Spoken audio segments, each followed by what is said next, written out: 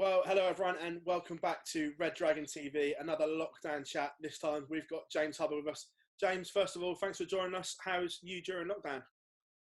No problem. Yeah, no, it's all right. It's strange, isn't it? I've been in lockdown at my parents' house actually because I couldn't throw darts at home. There was too much noise for the people below, so so I had to move here. So it's been all right though. Definitely, and we see you playing in the Modus Icons League. Some really good practice for you. Yeah, I've enjoyed it. It's just been nice to be back amongst it all. And Jason was kind enough to give me a call and asked if I wanted to play in it, and I have enjoyed it. My results haven't been um, brilliant, but the match practice is all we all need right now, and I was glad just to be amongst it. We'll come back to that in a second, but we're going to rewind. We're going to go right the way back to 2012 when you won the World Youth title at the O2, beating MVG. Can you still remember that game like it was yesterday? Yeah, I mean, it's difficult because I don't want to just be remembered for that one game, so I don't think about it probably as much as I probably should do. But I mean, like I said, it was an amazing night. I went into it fairly confident actually. I'd had quite a few good results on tour before it. I don't think really anyone expected me to win, but like I said, I was confident, loved every minute of it, and was lucky enough to come out world champion.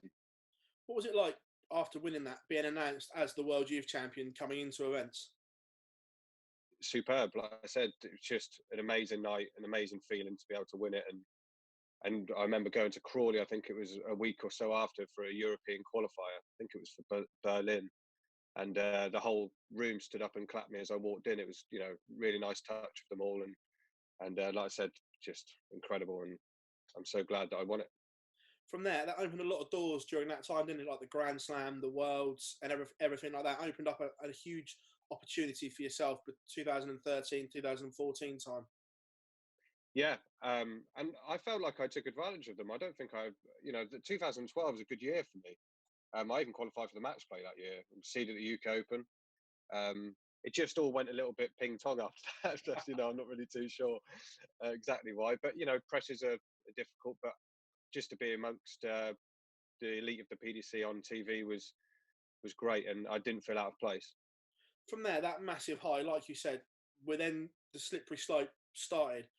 When did you feel, or when did you know that you were on that slippery slope and you knew that your game was in trouble? Um, Difficult question actually. I struggled at the Worlds against Burnett 2012. I wasn't actually very well that day, but I went into it and I wasn't playing very well. I'm not sure why. I think I played a match play July that year, played okay there, and then we had a break like everyone normally does, apart from if they're in the World Series. And I didn't practice too much during that break, so I came back a little bit rusty. I'd probably say I changed darts at the end of that season to the Red Dragon darts. I struggled with the change a little bit. A lot of players do. It's not. Yeah. It's something that happens. So I'd say probably early 2013, middle of 2013. I knew that my game wasn't what it was, and panic started to set in. To be honest. When you're defending money on the rankings, like you say, panic there. Is that a massive thing? You then go into tournaments knowing that from 2 years ago, I'm defending this amount of money, so I need to get to here, or I need to get to here. Does that play on your mind before you've even thrown a dart? Yeah, without a doubt. And when you're struggling, you're not seeded on pro tours, you're not seeded for European tours, so you're having to fight for everything, and it's a big worry for all the players, not just myself. I think that sometimes I think the system's fair. I'm not saying it's not fair, but at times it can be very cutthroat if you have one good year and then a poor year to follow. You're then obviously defending everything that following year, which is what I did, and unfortunately succumbed to it. When you lost your tour card, what was that feeling like, knowing that you had to go back to Q School and scrap for your life? It was just devastating. I don't think I deserved to lose my tour card either that year. I didn't have a bad year. I missed out on the Worlds just. I had a semi-final on tour. I was starting to play pretty well. Peter Wright took me under his wing. I was sat with him, and he was really trying to help me, focus and not to worry. But like I said, I lost my tour card, and it was really difficult to go to Q School. And to be honest, I still haven't really recovered from it. It's hard work every day trying to play, and but you know, I still believe. Then you walked away from the sport, didn't you? Darts went in the draw, and you were like, "I'm not doing this anymore." Was that at the time? Was that a tough decision to make, walking away from a sport you loved? No, not at all. No, I'd had enough. I should have walked away a couple of years previous. I probably should have walked away about 2015, 16. I wasn't in it at all. My brain wasn't there. I was struggling with things off the board. I felt that I was let down by a few people, and it was getting to me a little bit. And I was lazy, couldn't be bothered to throw, and my action was awful as well. I don't really know what happened there, but suddenly my action just went. So yeah, I was ready to walk. I didn't feel like, you know, I don't really think I was overly missed in it. I wasn't doing too much in the sport. I was losing first rounds on the challenge tour, so I was ready to walk away. I never felt like I was going to walk away forever, but at that time I needed a break. That few years that you did walk away, was that great family time and making memories away from the sport? And did you thoroughly enjoy your break? Yeah, I realised that there is more to life than darts. You know, darts has been my life, and it continues to be so. Um, but that you've definitely got to do more stuff away from it. I think a lot of players don't have enough time away from the board, and I definitely enjoyed it without a doubt. I didn't miss throwing. Like I said, I didn't throw for about 8 months, 9 months. Didn't even throw one dart, and you know, it's made a big difference now. What was the catalyst or the moment where you were like, right, I'm ready to come back? Got a phone call randomly off Jason Tame. He just asked if I could do an exhibition in Norwich. I think it was October, November last year, and I sort of said, I don't think so, Jason. I haven't thrown at all.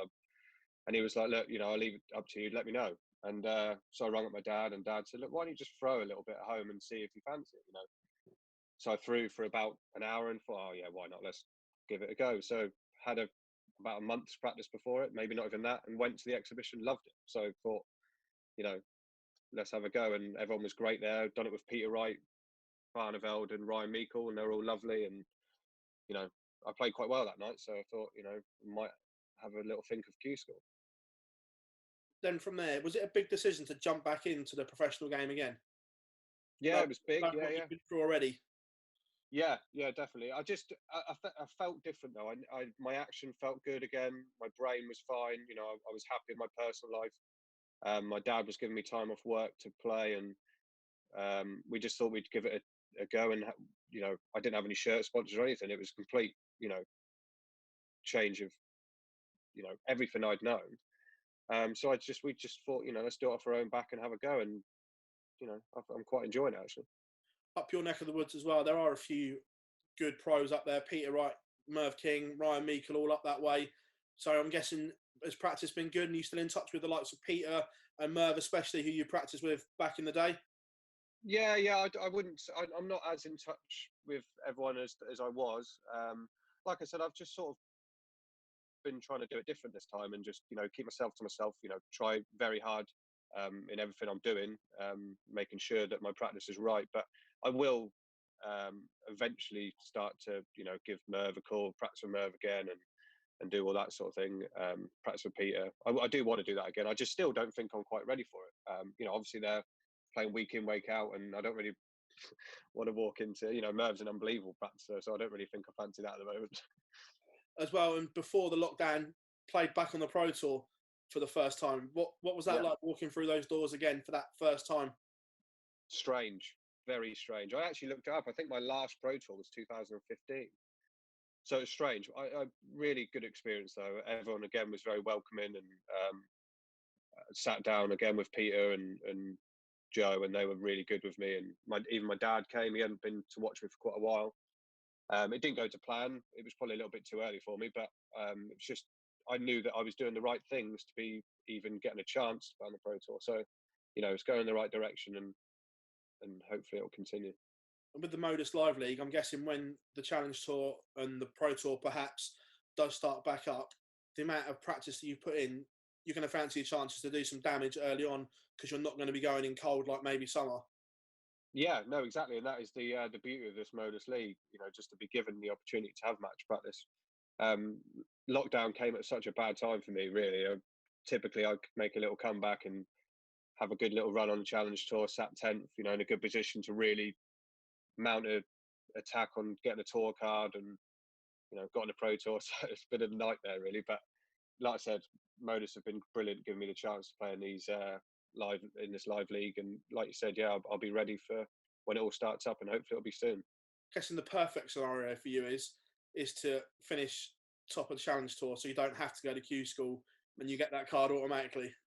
Yeah, without a doubt. Q School is grueling, absolutely grueling. They've got to try and find a way of working that out. I mean, I don't think I wouldn't say it's unfair, but there's definitely too many players there, and you know, whether they try and cut the numbers or just, you know, do a certain thing for the standard, I'm not sure, but it is difficult. And yeah, I don't really want to be going back there. Well, I've said this, and I think a lot of people have, that the standard from top to bottom in Q School, the range is too big, because Yeah, without where that. it's a random draw, without being horrible, you could play two very lesser players and win 2 games, or you could get one of the pros that have just fallen off the tour first round. There's no middle ground, is there? No, there's not. And you know, without sounding harsh, you can see that in some results from last year's Q School. You know, the averages weren't great in some of the players that got through, and some players who didn't get through, the averages were great. You know, I mean, Scott Mitchell averaged 93 through the tournament, didn't even get close, really. It's just, you know, it's crazy. So, I mean, there's got to be some sort of middle ground. I'm not sure how they'd work it out. The standard's definitely an issue in the draws. I mean, I wouldn't say that people are going there for a pipe dream. I think that's a bit harsh, but you know, I think there's definitely got to be some sort of resolution to it, because the days are way too long. You know. Yeah, and again, looking forward, have you set yourself any mini goals for the rest of this year and into 2021? Where would you like to be in 4 or 5 years' time? Just be back on tour, I think. Still enjoying it. I think that's the main thing for me now. I've got to get, if my head's right, I still think I'm one of the best players in the world, to be quite honest. You know, I've never doubted my ability, 100% haven't. So I think in 4 or 5 years, hopefully back on tour, you know, comfortably in the top 64 without worrying about stuff, and you know, enjoying darts and being amongst the elite again is the goal. Is it easier, obviously, because you're back working again now with your dad? Is it Yeah. easier when darts isn't your sole income and your sole reliance, where you can work and almost play darts to enjoy it, but you're not relying on that money to live? Yeah, definitely. Yeah, it's definitely a big thing. And the beauty of working with my dad is that he understands the game. Obviously, he was a successful player himself, so he knows that I need practice. I mean, I'm not natural at all. I've had to work for everything really I've achieved, and so he gives me time off whenever I need it, and whenever he feels like, you know, the job he doesn't really need or whatever. So yeah, but yeah, the income from painting with my dad is obviously uh, makes me worry less about darts, which, like you said, is so much better for my brain. Is that as well, having your dad in your corner, knowing that he's done it at PDC level, county level, Super League level, everything like that? When now there is something going wrong, you can go and talk to him and say, "What do you reckon of this?" or "Why is this happening?" That must be a great feeling, knowing that your dad is in your corner with a wealth of experience. Yeah, it definitely 100% is, and that's the thing. He's never pushed me ever in his life. So, you know, if I say to him something's not right, he just says, you know, don't push it. You know, let it flow and stuff. And we both understand that if my head isn't right, we just say let's not go to that tournament, or let's not do that tournament. We're not going to force stuff like we were before. There's just no need. I don't really want to put myself through it, to be honest. So. Yeah, like I said, it's great to have him, and my mum's always supportive as well, and girlfriend, and so you know, I'm in a good place. James, absolute pleasure, and thanks for joining us here at Red Dragon as always, mate. Fascinating story going back to 2012 to where you are now. And it's a nice story as well. So thanks very much for joining us, mate. No problem. Cheers.